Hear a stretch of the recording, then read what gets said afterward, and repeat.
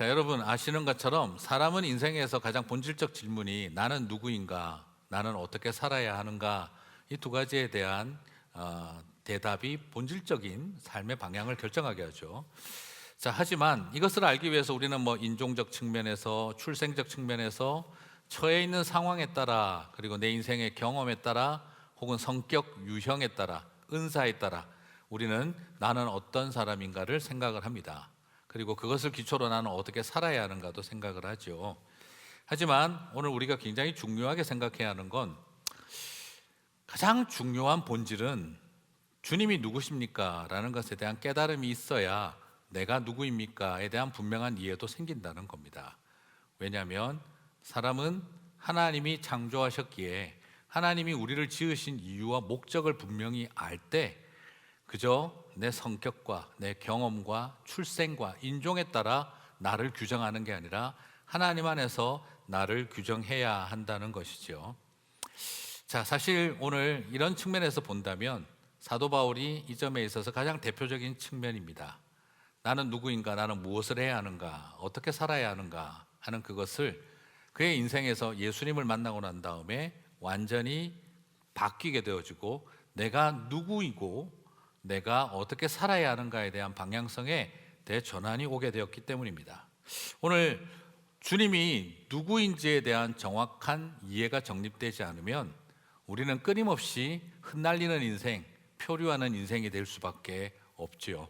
그래서 오늘 바울의 이야기를 통해서 우리가 다시 한번 주님이 누구인지를 알 때 나는 누구인지, 어떻게 살아야 하는지를 명확하게 알 수 있다는 생각을 가지고 한번 오늘 바울의 이야기들을 살펴보도록 하겠습니다. 오늘 먼저 바울은 이렇게 이야기를 시작합니다. 나는 이런 사람이었소 하는 이야기, 나는 누구였었는지를 먼저 말합니다. 과거에 나는 누구였는가를 말하고 있어요. 사도행전 22장 3절에서 5절을 봅니다. 나는 유대인으로 길리기아 다소에서 났고, 출생을 말하죠. 이 성에서 자라, 성장 배경을 말합니다. 다소에서 태어났는데 예루살렘에서 자랐다는 거죠. 가말리엘의 문화에서 우리 조상들의 율법에 엄한 교육을 받았고, 오늘 너희 모든 사람처럼 하나님께 대하여 열심 있는 자라. 내가 이 돌을 박해하여 사람을 죽이기까지 하고 남녀를 결박하여 옥에 넘겼노니 이에 대제사장과 모든 장로들이 내 증인이라. 또 내가 그들에게서 다메섹 형제들에게 가는 공문을 받아가지고 거기 있는 자들을 결박하여 예루살렘으로 끌어다가 형벌받게 하려고 가더니. 자, 오늘 3절에서 5절의 이야기는 나는 과거에 이런 사람이었습니다 하는 이야기를 하고 있습니다. 과거에 그는 혈통적으로 히브리인 중에 히브리인입니다. 베냐민 지파의 후손이지요. 그리고 학벌로는 바리새인 중에 바리새인입니다.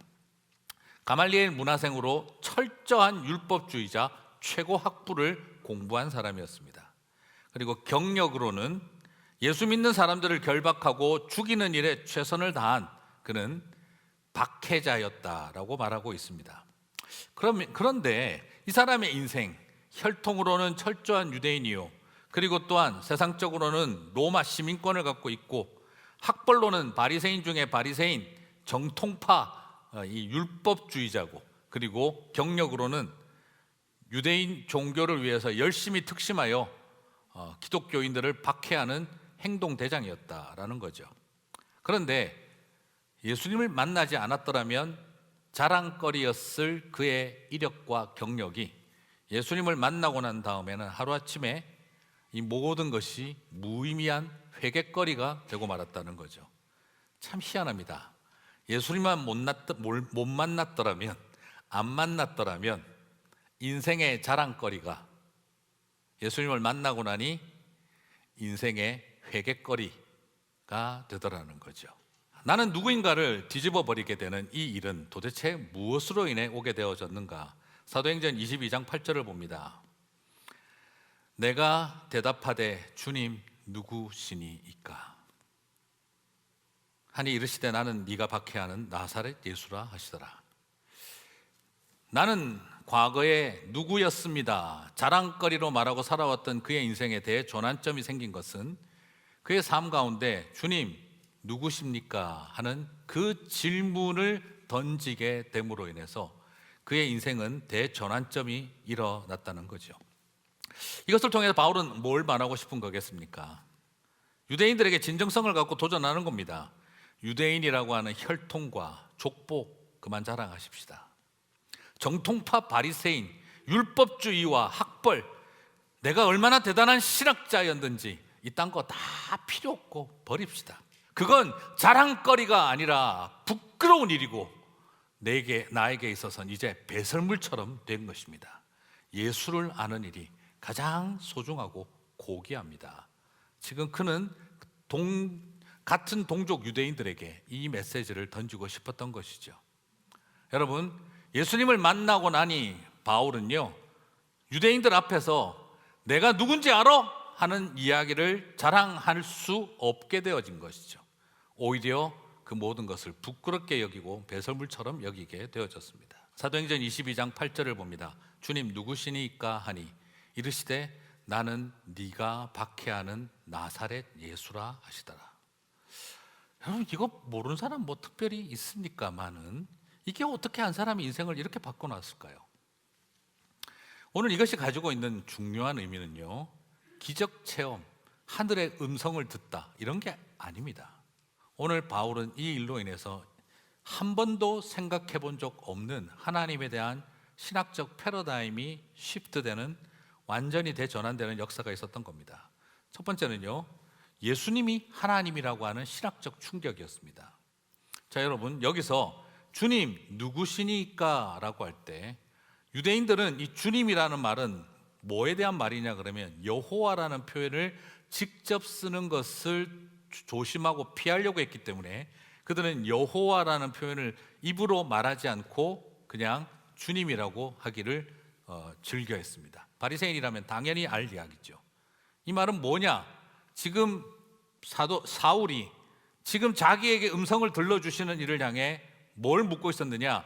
여호와여 누구십니까? 를 묻고 있었다는 겁니다. 이 말은 결국 뭘 말하느냐?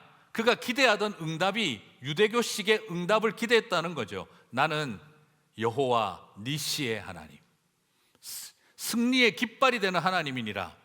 네가 나를 위해서 이렇게 헌신하니 내가 너의 승리의 깃발이 되리라. 여호와 니시니라. 나는 여호와 라판이라. 나는 여호와 샴만이라. 나는 여호와 이렌이라. 뭐 이런 식의 대답이 나올 걸 분명히 기대했습니다. 그리고 최소한 나는 아브라함의 하나님, 이삭의 하나님, 야곱의 하나님, 내가 너희를 애굽에서 인도하여 낸 여호와 하나님이니라 하는 이런 표현을 들을 거라고 당연히 예상했습니다. 그래서 주님 누구십니까? 여호와 하나님, 당신은 어떤 하나님이십니까? 누구십니까? 라고 물었던 것이죠. 뭐라고 말씀하셨느냐? 네가 핍박하는 나사렛, 박해하는 나사렛 예수라 라고 해버린 겁니다. 여러분, 이것은 그저 신비로운 와 나는 하늘로부터 음성을 들었다 하는 어떤 그런 체험에 대한 이야기를 하고 있는 게 아니라 지난 평생 내가 받아왔던 신학적 오리엔테이션이 뒤집어지고 유대 종교가 몇천 년 동안 믿어왔던 자기들의 신앙의 근본이 뒤집어지는 일이 일어났던 것입니다. 무슨 말이죠? 하나님은 나사렛 예수시다.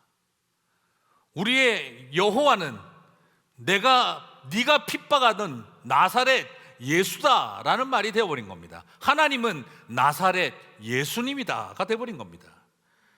이것은 지금 그의 인생에서 한 번도 생각해 본 적 없던 성부 하나님과 동일한 방식으로 임하시는 성자 하나님을 만나게 되는 체험이 일어난 것이죠. 소위 말하는 삼위일체론적 신론의 확고한 깨달음이 오게 되어졌던 겁니다. 나사렛 예수가 하나님이시다라는 겁니다. 별로 충격 안 받으시는 것 같습니다만 몇천 년 동안 생각해왔던 그의 인생에는 이건 상상도 해본 적이 없는 일이었습니다. 그리고 두 번째는 말씀하신 것이 하나님을 낳고 천한 나사렛 예수로 고백한 충격입니다. 하나님이 예수다라는 것도 충격인데 그 예수님을 수식하는 표현이 위대한, 아름다운, 거룩한 예수다가 아니라 나사렛 예수다라고 표현을 했다는 거예요. 여러분, 나사렛이라는 말이 무엇을 말하는 겁니까? 유대인들 입장에서 본다면 이방적이고 더럽고 천하고 그리고 버려야 하고 짓밟아야 하고, 그리고 십자가에 매달아야 하고, 죽여야 하고, 저주받아야 할 대상이다라는 말입니다. 나사렛 예수라는 말은 저주받은 사람, 버림받아야 할 사람, 십자가에 내쳐져야 할 사람, 더러운 사람, 이것을 수식하는 용어로 쓰이던 그 시대의 표현입니다. 그래서 말했죠. 그는 나사렛에서 온 예수라. 나사렛에서 무슨 선한 것이 있겠느냐라고 여겼던 것이죠. 여러분, 지금까지 그들이 생각해왔던 하나님은 어떤 하나님이십니까? 위대하고, 그리고 강력하고, 능력 있고, 그리고 온 세상을 호령하는 힘 있는 하나님, 능력의 하나님이셨습니다. 그런데 하나님이 어떤 분이라고요? 비천하고 저주받고, 그리고 또한 버림받고, 그리고 더럽게 여겨지는 그런 하나님이시다라고 선언을 해버린 겁니다. 사도 바울의 간증은 너무나 잘 알고 있습니다. 눈에 비늘 같은 게 덮여서 아무것도 들리지도 보이지도 않고, 하늘로부터 음성이 들리고, 그래서 바울이 인생에서 예수님을 만났다더라 하는 그 이야기는 수십 번도 더 들었고, 주일학교에서 열심히 봉사했으면 가르치기도 많이 하셨을 겁니다. 그런데 한번 묻고 싶습니다. 정말 그렇게 사도 바울의 간증은 알고 있지만 그가 만난 나사렛 예수를 저와 여러분은 만나셨습니까? 아니면 여전히 이것을 가르치고 배우고 있지만 내가 만난 하나님은 능력자 하나님, 그리고 우리를 성공하게 만들어주는 하나님, 우리는 그 하나님만 계속 만나고 싶어하고 있는 것은 아닐까요? 오늘 우리 시대에서 정말 필요한 분이 누굴까? 여러분, 그리스도라는 말은 단 한 명에게만 사용되어지는 유일한 타이틀입니다. 메시아. 그런데 예수라는 이름은 그 시대에 흔하고 흔한 많은 이름이었습니다. 예수가 그리스도랑 만나야 합니다. 더 놀라운 건 아름다운 예수, 위대한 예수, 능력자 예수가 아니라 이 세상에 못나고 저주받고 천하고 더럽다는 말은 다 모아놓은 나사렛 예수란 이름과 그리스도가 짝이 되어야 합니다. 사랑하는 성도 여러분, 저는 여러분에게 묻고 싶습니다. 여러분의 메시아는 어떤 분이십니까? 능력의 예수, 위대한 예수, 승리자 예수, 우리를 부욕해 하는 예수, 그런 예수 말고 말이에요. 바리새인들이 바라고 유대교가 그처럼 기다려왔던 예수 말고 말입니다. 나사렛 예수가 저와 여러분의 그리스도이시기를 주님의 이름으로 축복합니다. 바로 이것을 깨닫게 되었을 때에 바울의 인생이 바뀐 것입니다. 8절에서 주님 누구시니까 물었던 바울의 질문은 10절에서 다시 이렇게 바뀝니다. 같이 읽겠습니다. 주님 무엇을 하리이까? 주님 내가 무엇을 하리이까? 주님 누구십니까? 라는 질문은 지금까지 나는 이런 사람입니다 라고 살아왔던 그의 인생을 이제 나는 누가 되어야 합니까? 나는 무엇을 해야 하며 어떻게 살아야 합니까? 라는 실존적 질문으로 그를 이끌어가고 있습니다. 사도행전 22장 15절에서 주님은 아나니아를 통해서 그가 누구여야 하는지를 말씀하고 있습니다. 새로운 정체성을 주고 있습니다. 같이 읽겠습니다. 네가 그를 위하여 모든 사람 앞에서 네가 보고 들은 것의 증인이 되리라. 그렇습니다. 부활하시고 난 다음 사울의 인생은 이제 새로운 정체성을 향해 나아가고 있습니다. 한마디로 이야기해서 그를 위한 증인입니다. 나는 누구인가? 지금까지 한 번도 생각해 본 적이 없던 나사렛 예수를 위하여 나사렛 예수의 증인이 되는 것, 이것이 그에게 주어져 있는 새로운 정체성이었고 그의 존재였습니다. 사랑하는 성도 여러분, 저도 여러분에게 부탁하고 싶습니다. 예수님을 만나 나사렛 예수를 위하여 나사렛 예수의 증인이 되시기를 주님의 이름으로 축복합니다. 저는 이것을 단순하게 목사가 되십시오, 선교사가 되십시오라는 말로 그렇게 말씀만 드리지는 않겠습니다. 그 아름다운 길도 또한 가야 합니다. 그러나 동시에 부탁하고 싶은 것이 강조점이 여기에 있습니다. 위대한 하나님에 대한 위대한 증인이 되는 것이 아니라 낮고 천한 우리를 위하여 나사렛 예수가 되신 나사렛 예수의 위로의 증인이 되시기를 주님의 이름으로 축복합니다. 솔직히 그렇고 싶지 않겠습니까? 예수 믿으면 복 받고 건강해지고 자녀들 잘 된다. 네 삶에 복이 넘칠 거다. 그런 증인 되면 얼마나 좋겠습니까? 근데 우리 잘 알잖아요. 꼭 그렇지는 않던데, 내가 살아보니까. 예수 믿어도 고생 무지 하던데, 아프고 사업도 안 되고 애들도 말 더럽게 안 듣고 되는 거 다 없던데, 내가 기도한 대로 다 응답 못 받던데, 증인이 그래서 못 되고 있는 것 아닐까요? 내가 겪었으면 나도 증인한다. 근데 나도 못 겪었으니까 못하지. 뭔가 되는 듯 하다가 안 되고, 포기하려고 그러면 조금 주시고, 조금 괜찮아서 되려고 그러면 또 쑥 걷어가고, 뭐냐 이게. 증인되기 참 그렇다. 근데 여러분, 오늘 우리는 왜 자꾸 위대한 메시아의 증인이 되려고 했을까요? 오늘 우리는 나사렛 예수의 증인이면 됩니다.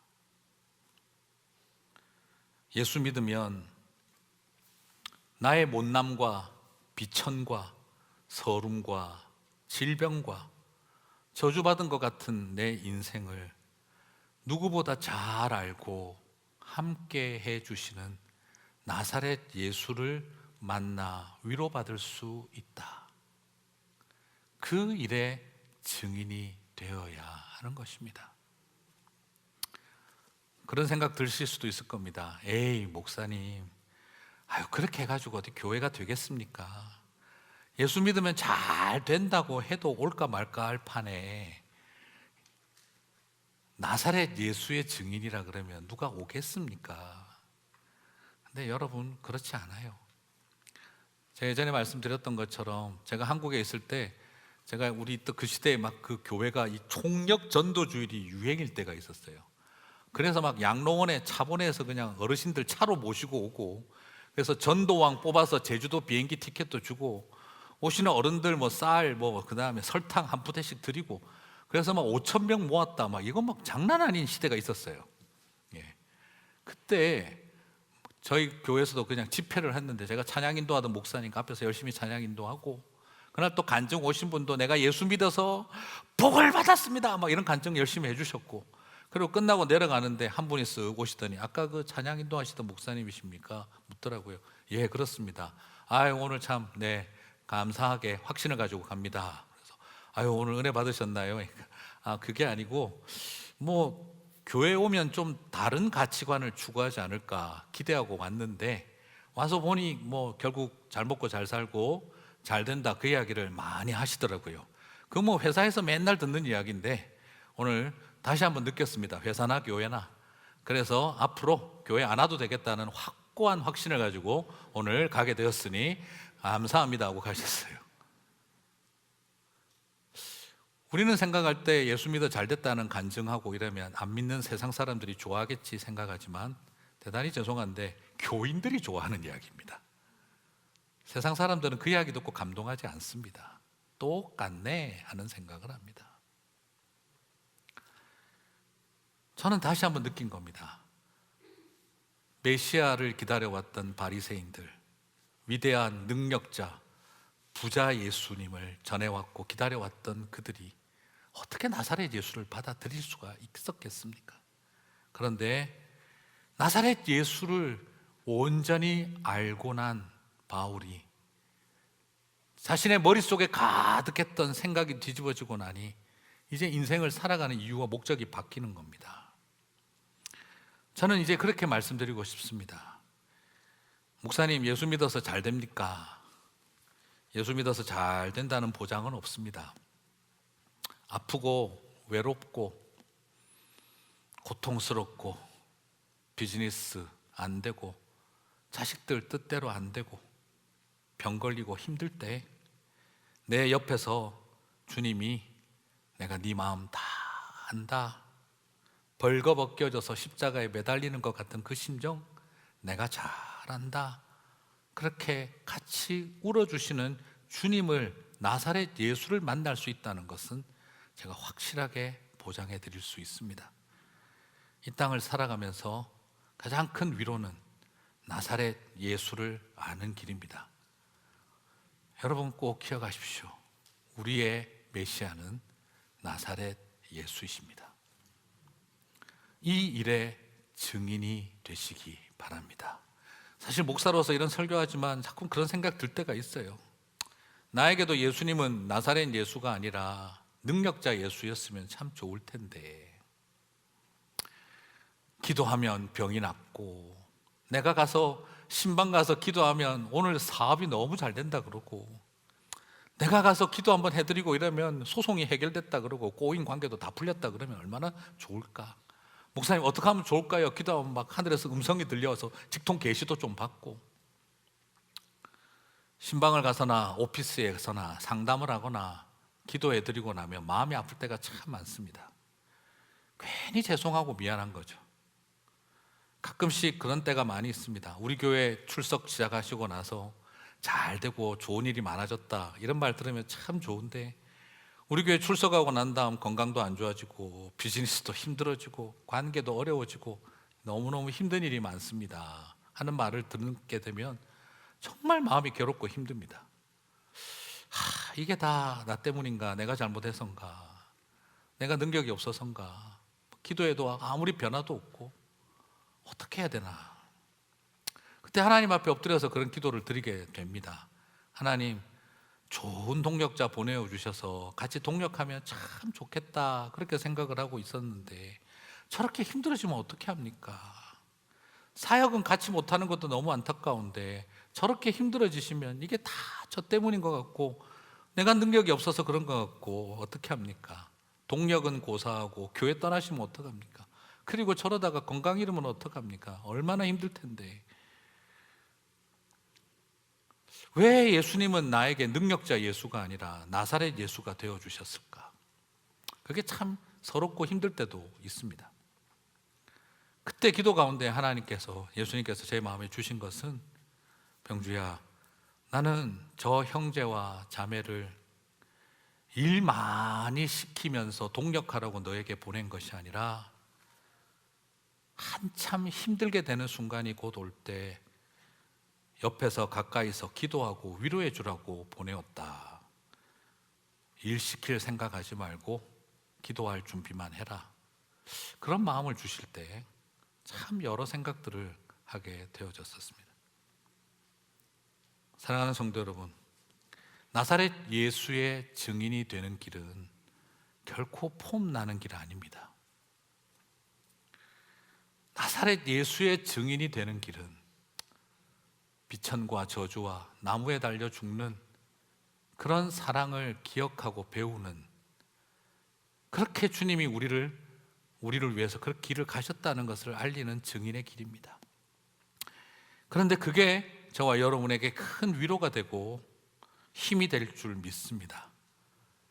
그래서였구나 하며 가만히 고개 끄덕이게 만드는 힘이 그 안에 있으리라고 믿습니다. 사도 바울은 말합니다. 나사렛 예수의 증인이 되는 길, 주님 내가 무엇을 하리이까? 그러고 나자 주님은 말씀하십니다. 떠나라. 사도행전 22장 18절, 주께서 내게 말씀하시되 속히 예루살렘에서 나가라. 그러면 예루살렘 나가서 어떡할까? 22장 21절을 보니 멀리 이방인에게로 보내노라 라고 보내리라 말씀하십니다. 여러분, 여기서 한번 솔직하게 생각 한번 해볼까요? 만약 그가 예수님을 안 만났더라면 유대인 혈통 자랑하고 정통 율법주의자로서 자신의 화려한 경력 자랑하며 예루살렘에서 계속 잘 살았겠죠. 예루살렘에서 인정받고 존경받고 잘 살았겠죠. 그런데 예수 만나니까 어떻게 됩니까? 예루살렘에서도 욕먹고 로마인들에게도 핍박당하는 그 길을 가야 하는 거죠.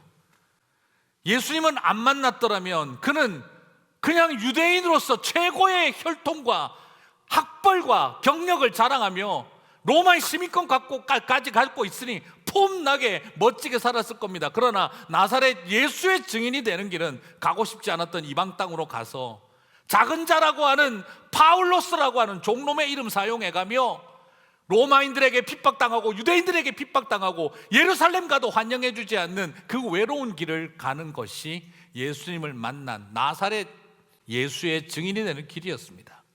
하지만 그 길을 걸어갈 수 있게 되고 그것을 감사하게 할 수 있었던 것은 그가 예수님이 누군지를 알았기 때문인 것이었습니다. 말씀을 마무리하겠습니다. 그렇습니다. 누가 저에게 물어보셨습니다. 목사님, 예수님을 만나면 어떤 일이 일어납니까? 안 좋은 일이 많이 일어날 수도 있습니다. 이런 이야기를 하기는 그렇고, 그래서 제가 대답을 했습니다. 좋은 일이 많지요. 눈이 반짝이시면서 물어보더라고요. 그러면 어떤 좋은 일이 있나요? 그래서 제가 이렇게 대답했습니다. 떠나고 싶지 않은 곳을 떠나고 가고 싶지 않은 곳으로 가게 되고요, 같이 있고 싶은 분을 떠나서 피하고 싶은 사람들을 돌보게 되고요, 할 수 있는 일은 안 하고 피하고 싶었던 일을 하게 되기도 합니다. 목사님한테 우리 교회가 그런 곳인가? 또 이렇게 또 너무 확대해서 가지 마세요. 끝까지 잘 들으시기 바랍니다. 그래서 그분이 묻더라고요. 그게 어떻게 좋은 일입니까? 그게 예수님이 우리를 위해 하신 일이셨습니다. 예수님도 떠나고 싶지 않은 하늘 보좌를 떠나 가고 싶지 않은 죄악된 이 땅에 오셨고, 같이 있고 싶은 성삼위 하나님의 그 교제를 떠나 머리를 흔들고 침을 뱉는 죄인들 속에 들어오셨고, 할 수 있는 일 하늘 군대 동원하여 로마 병정들 다 쓸어버릴 수 있는데 묵묵히 십자가의 길을 걸어가시고 그 잔을 마시셨던 것입니다. 우리는 그 일이 얼마나 좋은 일인지 알고 있습니다. 우리 또한 그 좋은 일을 걸어가야 하리라고 생각합니다. 박해받는 나사렛 예수의 증인이 되리라 하신 말씀에 따라 속히 예루살렘을 떠나라, 내가 너를 멀리 이방인에게로 보내노라 하는 말씀에 따라 순종해 나아갈 때 바울은 나는 참 아름다운 삶을 살고 있다라고 말할 수 있었으리라 믿습니다. 사랑하는 성도 여러분, 그게 어떻게 좋은 길입니까? 라고 물어오는 세상을 향해 여러분이 가만히 미소 지으며 나의 갈 길 다가도록 가시는 제자의 길이 있으시기를 축복합니다. 여러분 꼭 기억하십시오. 저와 여러분의 메시아는 나사렛 예수이십니다. 나사렛 예수를 위해 나사렛 예수의 증인이 되는 저와 여러분 되시기를 주님의 이름으로 축복합니다.